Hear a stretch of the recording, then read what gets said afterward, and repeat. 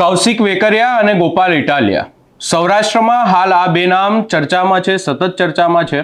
કારણ કે ક્યાંક ને ક્યાંક ગોપાલ ઇટાલિયા અમુક વાર અમરેલી પહોંચી જતા હોય છે અને આ વાતને લઈ અને કૌશિક વેકરિયા અનેકવાર સવાલો પણ ઊભા કરતા જોવા મળ્યા છે. અને હવે કૌશિક વેકરિયા દ્વારા એક નિવેદન આપવામાં આવ્યું છે કે અમુક લોકો આપણને સોશિયલ મીડિયાના માર્ગે ગેરમાર્ગે દોરી રહ્યા છે, પરંતુ હવે આપણે જવાબ આપવો પડશે. અને આ વાતને લઈ અને હાલ અનેક ચર્ચાઓ થઈ રહી છે. સમગ્ર બાબતે વિગતે ચર્ચા કરીશું. નમસ્કાર, હું છું ઉજ્જવલ અને આપ જોઈ રહ્યા છો નિર્ભય ન્યૂઝ. સૌરાષ્ટ્રમાં હાલ બે નામ સતત ચર્ચામાં છે. એ પણ ક્યાંક ને ક્યાંક જો જોવા જઈએ અમરેલી અને તેના આજુબાજુના વિસ્તારમાં, તો એક નામ છે જે હાલ જ મંત્રી બન્યા છે એવા કૌશિક વેકરિયા, અને બીજું નામ છે કે જે હાલ જ વિસાવદરના ધારાસભ્ય બન્યા છે એવા ગોપાલ ઇટાલિયા.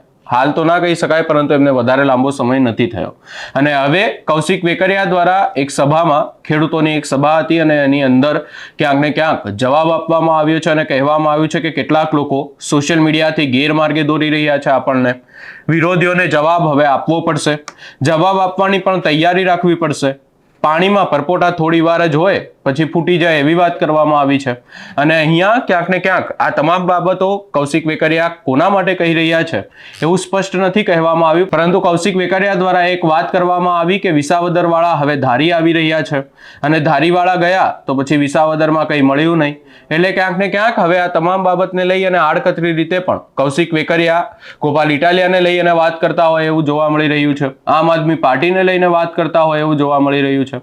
વધુમાં આ સમગ્ર બાબતને લઈ અને કૌશિક વેકરિયા દ્વારા શું કહેવામાં આવ્યું, સૌપ્રથમ એ સાંભળી લઈએ.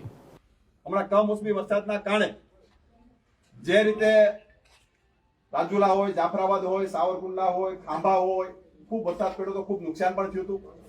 સરકાર દ્વારા અમરેલી હોય કે આખું રાજ્ય હોય, પ્રથમવાર 10,000 કરોડનું પેકેજ આપ્યું છે ભારતીય જનતા પાર્ટીની સરકાર.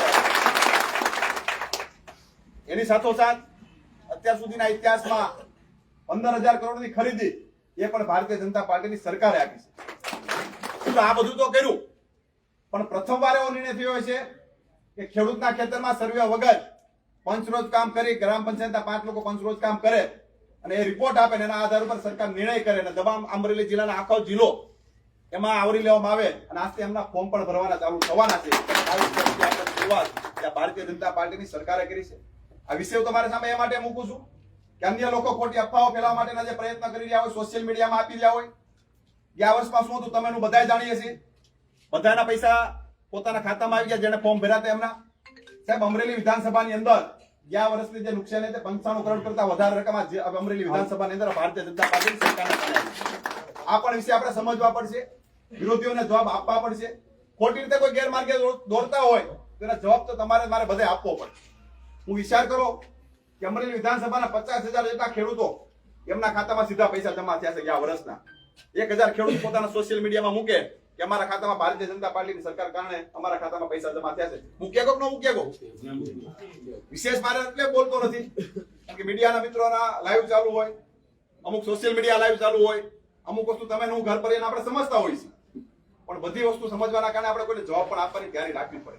મિત્રો, આ સરકાર જે રીતે કામ કરી રહી છે, ખેડૂત માટેની વાત હોય, વિકાસના કાર્યો માટેની વાત હોય, અલગ અલગ ક્ષેત્ર કોઈ પણ હોય, બધી જગ્યાએ ભારતીય જનતા પાર્ટીના સરકારના કારણે જુદું શક્ય બનતું હોય છે. ખોટા લોકો આવે, ખોટા ગેરમાર્ગે દોરે. હું ઘણી વાર કહું છું કે પાણીમાં પરપોટો હોય ને એ થોડી ક્ષણ જ હોય, એ ફૂટી જ જવાનો હોય, પણ આપણે કઈ ગેરમાર્ગે ન દોરાય જાય એની પણ આપણે કાળજી લેવી પડશે. કાલે ધારીની ઘટના પણ આપણા ધ્યાન ઉપર આવી. ધારીની અંદર અન્ય પાર્ટીના લોકો ત્યાં આવ્યા હતા કે અમારા વિસાવદરમાં આમ થાય છે. ધારીવાળા ખરીદી કરવા વાળા ત્યાં વિસાવદર ગયા તો ત્યાં જોઈ ખબર પડી કે ખોટી વાતો, ખોટી અફવાઓ જ હતી. આવા ગેરમાર્ગે દોરવાના પણ પ્રયત્નો થશે, પણ એમાં કે આપણે ના દોરવા જોઈએ એની પણ આપણે કાળજી લેવી પડશે.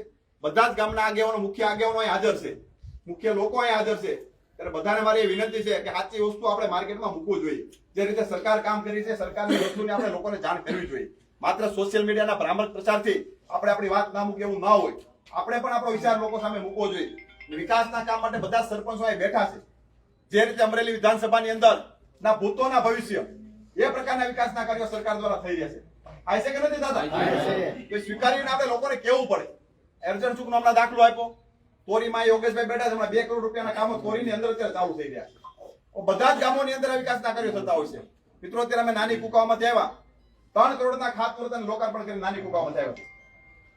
એવી જ પ્રકારે દરેક વિસ્તારની અલગ અલગ વ્યવસ્થા સરકાર દ્વારા ખાસ કરીને જે વિકાસ થતા હોય એ વિકાસના કાર્યોની અમે ઝાંખી તમારી સામે મૂકતા હોય છે, પણ આપણે સૌ સાથે મળી ખાસ કરીને રાજ્ય સરકાર અને આપણા દેશના યશસ્વી વડાપ્રધાન આદરણીય મોદી સાહેબને પણ આપણે અભિનંદન આપવા પડે કે જે રીતે આ દેશ માટે કામ કરી રહ્યા છે. અને ખાસ કરીને ગુજરાતની અંદર વાત કરીએ તો ગુજરાત સરકાર જે રીતે ખેડૂતો માટે મોટું મન રાખી કાયમી માટે કામ કરતી આવી છે, પણ અમુક લોકો ગેરમાર્ગે દોરવાના પ્રયત્ન કરતા હોય છે. તો ખેડૂત તરીકે તમારે મારે બધા એમને જવાબ પણ આપવો પડે. વિશેષ સમય એ માટે લેતો નથી, કારણ કે 11 વાગ્યાનો સમય મેં રાંધિયા આપેલો છે, પણ સાલુમાં નક્કી થયું કે કુકાઓ ખરીદી સેન્ટર ચાલુ થાય છે. ગોપાલભાઈ રમેશભાઈનો ખૂબ આગ્રહ હતો, પણ ખેડૂતના દીકરા તરીકે ખેડૂતનું સેન્ટર ચાલુ થતું હોય તો મારે પણ આવવાની ફરજ બનતી હોય છે. એટલે એના કારણે મેં કીધું હાલો 10-15 મિનિટ હું પણ વચમાંથી આવી જાઉં, પણ સારી રીતે ખેડૂતોના માલની જણસની ખરીદી થાય એ પ્રકારે યાર્ડ પણ એમાં પૂરેપૂરી તકેદારી રાખે. તમને કાંઈ મુસીબત દેખાય તો મારા ધ્યાને વિના સંકોચે મુકતા રહેજો. અને ટૂંકી નોટિસની અંદર ખૂબ સુંદર કાર્યક્રમ કરવા બદલ યાર્ડ અને સમગ્ર ટીમને હું મારી હૃદયપૂર્વકની શુભકામના પાઠવું છું. અને બધાને નવા વર્ષની શુભકામના પાઠવું છું કે નવા વર્ષની અંદર તો પ્રથમવાર આપણે બધાને મળવાનું થતું હોય છે. નવું વર્ષ બધા માટે સુખમય, આરોગ્યમય અને સમૃદ્ધિમય નીવડે એવી નાગનાથ દાદાના શરણોમાં પણ પ્રાર્થના કરીએ છીએ. અને ફરી નવા વર્ષની બધાને શુભકામના પણ પાઠવું છું. અને જે પણ કઈ મુસીબત દેખાય તમે કઈ ચિંતા નહીં કરતા. ઘણી વાર આપણે કહીએ ભાઈ મંત્રી થઈ ગયા ક્યાં ઓલું કરવું, કાલે તમારા માટે કૌશિક હતું, આજે કૌશિક હતું, ચિંતા કરવા.